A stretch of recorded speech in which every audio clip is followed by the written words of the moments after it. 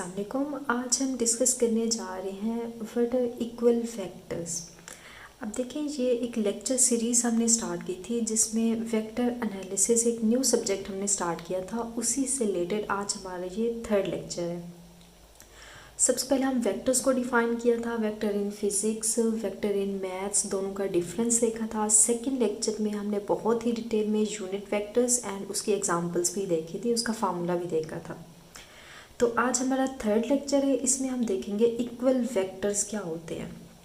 सबसे पहले देखें कि इक्वल वेक्टर्स के लिए हमेशा हमारे पास दो या दो से ज़्यादा वेक्टर्स होने चाहिए, क्योंकि इक्वल हमने बताना है। दो वेक्टर्स होंगे, हम उसका कंपैरिजन करेंगे क्या वो इक्वल हैं एक दूसरे के या नहीं है। तो सबसे पहले आप ये माइंड में रख लें कि इक्वल वेक्टर नहीं हम लिख सकते, हमेशा इक्वल वेक्टर्स लिखेंगे, क्योंकि हमें दो या दो से ज़्यादा वेक्टर्स यहाँ पे चाहिए होंगे। अब देखिए, दो वेक्टर्स जो हैं वो इक्वल कब होंगे, इसके लिए दो कंडीशंस हैं। सबसे पहले तो उनकी जो मैग्नीट्यूड है वो इक्वल होनी चाहिए। नेक्स्ट सेकंड, उसकी जो डायरेक्शन है दोनों वेक्टर्स की वो भी सेम डायरेक्शन में जाने चाहिए। देन हम बोलेंगे कि हमारे दो वेक्टर्स जो हैं वो इक्वल हैं। फॉर एग्जांपल, अब देखिए, इसमें हम सेम डायरेक्शन को बोल सकते हैं, उनकी डायरेक्शन जो है वो पैरेलल होनी चाहिए, ये भी ठीक है, ये वर्डिंग भी कुछ बुक्स में लिखी हुई होती है। तो अब देखिए, फॉर एग्जांपल मैं कहती हूँ मेरा एक वेक्टर है जिसकी डायरेक्शन ये है और जिसकी मैग्नीट्यूड जो है वो 2 है। अब सेम एक दूसरा वेक्टर मैंने लिया, सेम इसी डायरेक्शन में लिया, इसकी भी मैग्नीट्यूड 2 है, तो देन हम बोल सकते हैं ये दोनों वेक्टर्स जो हैं वो इक्वल होंगे।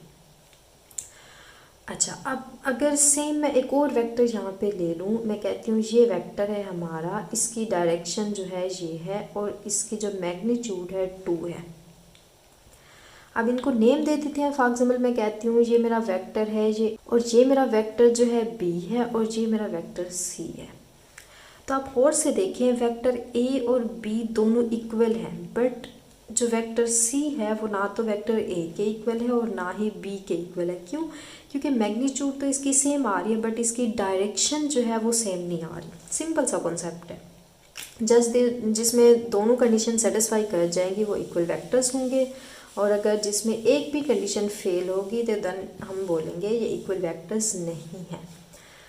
अच्छा, इसमें कुछ प्रॉपर्टीज़ की बात आती है कि अगर मैं कहती हूँ आपसे कि दो वेक्टर्स हैं, मैं कहती हूँ एक वेक्टर ए है और दूसरा वेक्टर बी है, ये दोनों इक्वल हैं, दो वेक्टर्स हैं, दोनों इक्वल हैं, तो अब इसकी कंडीशन देखें क्या होगी। जाहिर सी बात है, अगर वो इक्वल वेक्टर्स हैं तो हमारे पास उसमें दो कंडीशन जो हैं वो सेटिस्फाई होंगी कि ए और बी की जो मैग्नीट्यूड है हमारे पास वो सेम होगी, ऐसे होगा ना। अच्छा, और दूसरा क्या होगा कि जो ए की डायरेक्शन है, जो ए वेक्टर की डायरेक्शन है वो बी वेक्टर की डायरेक्शन, दोनों की मतलब डायरेक्शन जो है वो सेम होगी। तो यहाँ से हम एक रिज़ल्ट फाइंड कर सकते हैं कि अगर दो वेक्टर्स जो हैं हमारे इक्वल हैं तो देन उनकी मैग्नीट्यूड भी इक्वल होगी, ये कंडीशन है। अच्छा, अब क्या इसके रेसिप्रोकल भी पॉसिबल है कि अगर मैं आपसे बोलूँ कि दो मेरे वेक्टर्स हैं उनकी मैग्नीट्यूड सेम है, मैं कहती हूँ एक वेक्टर ए है, इसकी मैग्नीट्यूड जो है वो इक्वल आ रही है वेक्टर बी की मैग्नीट्यूड के, देन क्या अगर दो वेक्टर्स की मैग्नीट्यूड सेम है क्या वो दोनों वेक्टर्स इक्वल होंगे? तो ज़रा आप सोचें, इसको बाय एग्जांपल देख लेते हैं। मैं कहती हूँ एक वेक्टर है मेरा जिसकी मैग्नीट्यूड है यहाँ पे 5, एक और दूसरा वेक्टर है कुछ ऐसे और इसकी मैग्नीट्यूड भी 5 है। चलें एक तीसरा वेक्टर भी ले लेते हैं, इसकी मैग्नीट्यूड ये 5 है।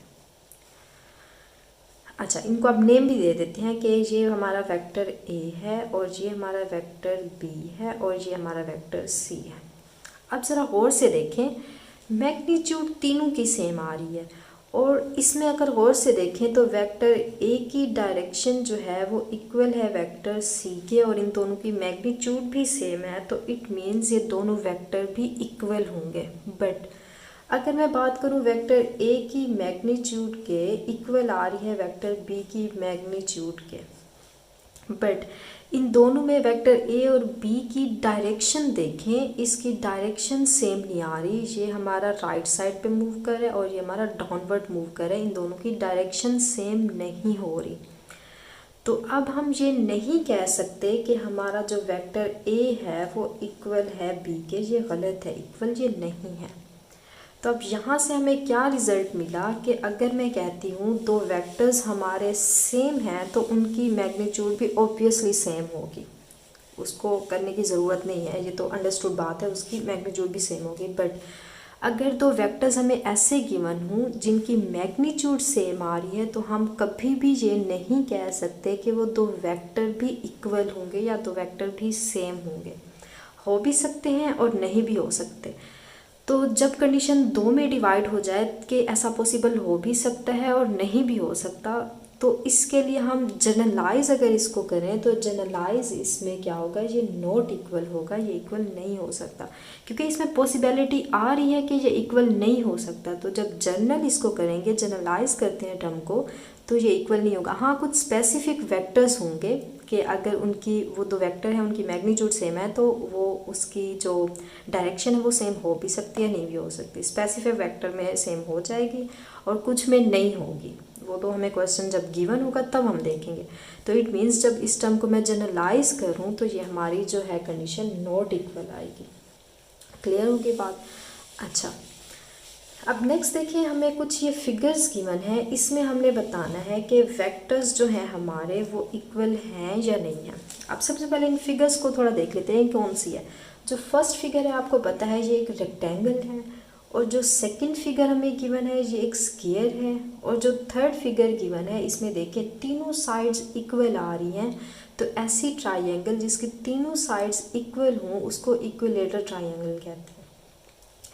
तो अब देखिए, हमने इसमें बताना है जो फर्स्ट वाली फिगर है, जो रेक्टेंगल है, इसमें हमने देखना है क्या जो वेक्टर ए है हमारे पास वो इक्वल है वेक्टर ए बी इक्वल है वेक्टर सी डी के। तो देखिए, रेक्टेंगल में हमें पता है कि अपोजिट साइड्स जो होती हैं वो इक्वल होती हैं। मींस अगर ये हमारी इसकी जो मैग्नीट्यूड है या इसकी जो लेंथ है हमारी अगर यहाँ पे 3 है तो इट मींस ये भी 3 ही होगी। और अगर इसकी लेंथ अपोजिट साइड की 5 है, ये इससे बड़ी होती है, तो ये भी 5 ही होगी, ये हमें पता है। अच्छा, तो हमने यहाँ से फाइंड कर लिया कि ए बी की जो मैग्नीट्यूड है इक्वल है सी डी की मैग्नीट्यूड के। फर्स्ट कंडीशन हमारी सेटिस्फाई होगी कि मैग्नीट्यूड जो है वो उसकी सेम आ रही है या इक्वल आ रही है। अब नेक्स्ट हमने देखना है डायरेक्शन। तो डायरेक्शन देखें, जिस सिम्प में ये मूव कर रहा है वेक्टर, इसकी भी सी डी की भी डायरेक्शन सेम वही है, तो इट मीन्स ये दोनों वेक्टर्स जो हैं हमारे ये इक्वल होंगे। सेम इस पे भी अप्लाई करें कि वेक्टर ए सी जो है हमारा, अब देखिए ये हम फिगर्स क्यों कर रहे हैं, कुछ क्वेश्चंस आपको भले आप एमसीक्यूज टाइप भी कर रहे हैं पेपर अटेम्प्ट, तो उसमें भी कुछ इस तरह के क्वेश्चंस आ जाएंगे कि ये आपको बताना ज़रूरी था। इनफैक्ट जब हम एमसीक्यूज का टॉपिक करें, एमसीक्यूज इससे रिलेटेड करेंगे, इन टॉपिक से रिलेटेड, तो उसमें आप देखेंगे उसमें डायरेक्ट आपको बताया क्या होगा कि एक रेक्टेंगल है, उसमें दो वेक्टर्स इस तरह से गिवन है, तो क्या वो इक्वल होंगे या नहीं होंगे, या उनके यूनिट वेक्टर फाइंड करें या कुछ भी कह सकते हैं, उनका सम फाइंड करें। तो ये इसलिए बताना ज़रूरी है ताकि तब आप उसमें कंफ्यूज ना हो, आपको अच्छे से क्लियर हो। अच्छा, तो ए सी वेक्टर देखें, यहाँ पे इसकी मैग्नीट्यूड सबसे पहले देखिए 5 है, सेम उसी तरह। तो ये वेक्टर की डायरेक्शन भी सेम है, तो इट मीन्स वेक्टर ए सी जो है वो इक्वल है वेक्टर बी डी के। अब इसको डी भी नहीं लिख सकती, डायरेक्शन को हम देखेंगे। देखिए इस साइड पे मूव करें तो पहले ए लिखेंगे ए सी, और इसकी डायरेक्शन ऐसे है तो पहले बी लिखेंगे फिर डी, तो ये दोनों वेक्टर्स इक्वल आ गए। अच्छा, अब नेक्स्ट फिगर देखें। नेक्स्ट में अब आपने डायरेक्शन को गौर करना है। आप ऐसा नहीं होगा कि कोई भी रेक्टेंगल गिवन हो तो वो हमेशा जो है हमारी इक्वल ही आएंगे। अब इसमें देखें ज़रा कि वेक्टर अगर मैं ए पी की बात करूं तो इसमें तो इनफैक्ट चारों साइड्स इक्वल होती हैं, आपको पता है। तो हम ये क्या कह सकते हैं कि वेक्टर ए बी इक्वल है हमारा वेक्टर सी डी, और ये इक्वल है वेक्टर ए सी, और ये इक्वल है वेक्टर बी डी के। ज़रा गौर से देखें क्या ये मैंने ठीक लिखा है, चलें चेक कर लेते हैं। सबसे पहले देखें वेक्टर ए बी लिखा है, उसकी डायरेक्शन जो है वो अपवर्ड है, और वेक्टर सी डी है, अपवर्ड डायरेक्शन इसकी हमें पता है मैग्नीट्यूड सेम होती है, डायरेक्शन भी सेम है, तो इट मीन्स ये कंडीशन ठीक लिखी हुई है। अच्छा नेक्स्ट देखें, नेक्स्ट हमने लिखा है वेक्टर सी डी। अब ये सी डी को ए सी के इक्वल किया। अब सी डी की डायरेक्शन देखिए ये अपवर्ड है। अब मैग्नीट्यूड तो देखने की ज़रूरत ही नहीं है क्योंकि ये स्केयर है, स्केयर में मैग्नीट्यूड सेम होती है। अगर मैं कहती हूँ इसकी 2 है तो ये भी 2 होगा, ये भी 2 होगा, ये भी 2, जस्ट हम डायरेक्शन को देख रहे हैं। अब मैग्नीट्यूड चारों में सेम आ रही है। अच्छा अब सी डी की डायरेक्शन देखें अपवर्ड है, और हमारा जो ए सी है उसकी जो डायरेक्शन है वो लेफ़्ट में है, तो इट मीन्स ये दो वेक्टर सेम नहीं होंगे अगर इन दो की मैं बात करूँ। क्लियर हो क्या? अच्छा अब सेम ए सी को देखें कि ए सी की डायरेक्शन हमारी जो है वो लेफ़्ट में जा रही है, और बी डी की जो डायरेक्शन है वो राइट में है, तो अब ये दो वेक्टर्स भी हमारे इक्वल नहीं होंगे। जस्ट यहाँ से दो वेक्टर्स इक्वल आए, वेक्टर ए बी इक्वल हो गया वेक्टर सी डी के। क्लियर हो गया? अच्छा नेक्स्ट लास्ट वन, अब इसमें देखें ये हमें एक इक्विलेटर ट्रायंगल गिवन है, ऐसी ट्रायंगल जिसकी तीनों साइड्स इक्वल होती हैं। तो तीनों साइड्स इक्वल हैं तो इट मीन्स यहाँ पे हमारा जो वेक्टर ए बी आ रहा है वो इसकी डायरेक्शन भी देखें डाउनवर्ड है, ये इक्वल है वेक्टर बी सी के, है ना? नेवर, ये इक्वल नहीं है, ज़रा इसको गौर से देखें। हाँ ये इक्विलेटर ट्रायंगल तो है क्योंकि इसकी जो लेंथ आ रही है, अगर इसकी 4 है तो ये भी 4 होगा, ये भी 4 होगा, ये हमें पता है। तो ज़रा आप गौर से देखें, जहाँ दोनों डाउनवर्ड पे रहे हैं, बट जब हम ट्रायंगल को देखते हैं, ट्रायंगल देखें हमारी ये है ये ऐसे। अब इसकी डायरेक्शन जो है इससे इस साइड पे जा रही है, और इसकी डायरेक्शन जो है इस साइड पे आ रही है। अब देखें हम डायरेक्शन को कैसे देखते हैं, बिल्कुल वो पैरेलल हों। अब इसको अच्छे से अंडरस्टैंड करने के लिए आप ऐसे कर लें कि दो जो वेक्टर गिवन है आप उनको थोड़ा सा एक्सटेंड करें। मैं इसको ऐसे एक्सटेंड करती हूँ, ये ऐसे। अब इसको भी ऐसे एक्सटेंड करें, कुछ ये इधर जाएगा बिल्कुल स्ट्रेट लाइन में, इसको भी एक्सटेंड करें। तो अब देखिए जहाँ पे ये कट कर रही हैं, जो भी दो वेक्टर अगर एक्सटेंड करने पे वो एक दूसरे को कट कर दें, कोइंसाइड कर दें, तो कभी भी हम नहीं कह सकते कि उनकी डायरेक्शन जो है वो सेम है। क्लियर होगी बात? तो सेम ये जो लास्ट वाली ये है लाइन, इसको भी अगर मैं एक्सटेंड करूँ तो ये भी हमारी कट कर ली है, अगर यहाँ पे भी एक्सटेंड करूँ तो ये भी कट कर रही है, तो इट मीन्स इन तीनों वेक्टर्स की जो डायरेक्शन है वो सेम नहीं है। ना तो ए बी वेक्टर की डायरेक्शन बी सी की वेक्टर के इक्वल है, और ना ही ए सी की तो वैसे बिल्कुल है ही नहीं। तो आपने इस बात का ख्याल रखना है कि कोई भी, इनफैक्ट कोई भी ट्रायंगल आ जाए, ये तो इक्विलेटर ट्रायंगल थी ना, इसमें जो चारों साइड्स हैं इक्वल हैं, तो इसलिए यहाँ पे बच्चे थोड़ा कंफ्यूज होकर इसको लगा देते हैं कि हाँ तीनों साइड्स इक्वल हैं तो इसके जो वेक्टर्स हैं वो भी इक्वल होंगे। बट ट्रायंगल के अंदर कभी भी ऐसा नहीं होगा, भले वो इक्विलेटर ट्रायंगल हो, राइट ट्रायंगल, एसोस्केल या स्केलन या कोई भी और ट्रायंगल हो। उसमें क्या होता है कि हम ट्रायंगल कोई भी देखें ड्रा करें तो वो देखें कोइंसाइड कर जाते हैं, ये कॉर्नर कोइंसाइड करके। अब इस वेक्टर को थोड़ा एक्सटेंड करें, इसको एक्सटेंड करने की ज़रूरत ही नहीं है, देखें खुद ही कोइंसाइड हो रहे हैं, यहाँ पे भी हो रहे हैं। बट समझाने के लिए आप देखें ये इसको एक्सटेंड करें तो ये कट कर रहे हैं, तो कभी भी इनकी जो डायरेक्शन है देखें सेम नहीं होगी। डायरेक्शन सेम उनकी होती है, जैसे मैं पैरेलल दो वेक्टर ड्रा करूँ, इसकी डायरेक्शन ये है, अब डायरेक्शन देखें सेम आ रही है, तो इसको मैं एक्सटेंड जितना भी कर लूँ देखें एक दूसरे को ये कोइंसाइड नहीं करेंगे। क्लियर होगी बात? तो इसलिए इन दोनों की डायरेक्शन सेम है। अब एक और कंडीशन भी होती है कि एक दूसरे को कोइंसाइड ना करें तब भी वो उनकी डायरेक्शन सेम नहीं होगी। ऐसा कब होगा? जब वो एंटी पैरेलल होंगे, एक की डायरेक्शन ये अपवर्ड है, दूसरे की डाउनवर्ड है। तो देखिए जितना भी एक्सटेंड करें तो ये एक दूसरे को कट नहीं कर रहे, फिर भी इनकी डायरेक्शन सेम नहीं है। ये इसकी डायरेक्शन ही बता रही है, एक अपवर्ड है एक डाउनवर्ड है। क्लियर होगी बात? ज़रूरी नहीं है कोइंसाइड नहीं करेंगे तो वो इक्वल ही होंगी, उनकी डायरेक्शन सेम ही होगी, ऐसा नहीं होगा। ठीक है, इसमें दो कंडीशन आ रही हैं।